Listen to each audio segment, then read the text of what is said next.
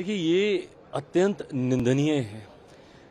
लोकतंत्र में विपक्ष की एक अहम भूमिका होती है और उस भूमिका का पॉजिटिव होना, सकारात्मक होना ज़रूरी है।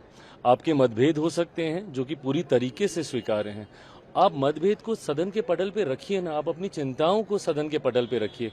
पर इस तरीके से हंगामा करना और एक ऐसे आचरण का प्रदर्शन करना जो कतई स्वीकार्य नहीं हो सकता है। आप लोकतंत्र में एक गलत परंपरा की शुरुआत कर रहे हैं। देश के गृह मंत्री हैं भैया वो।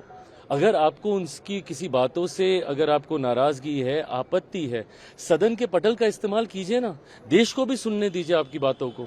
पर आप सदन चलने नहीं दे रहे, हंगामा आप कर रहे हैं और किस तरीके से बिल को फाड़ कर आप मुंह पे फेंक रहे हैं। पर ये तो कांग्रेस और विपक्ष के नेताओं की परंपरा रही है। कांग्रेस ने तो अपने नेताओं, अपने प्रधानमंत्री के बिल को फाड़ने का काम किया है। तो ऐसे में जब ये सत्ता पक्ष और इनके बिल फाड़ रहे हैं तो ये इनकी कार्यशैली को दर्शाता है, जो कि एक गलत परंपरा की शुरुआत है। इसकी जितनी निंदा की जाए उतना कम है।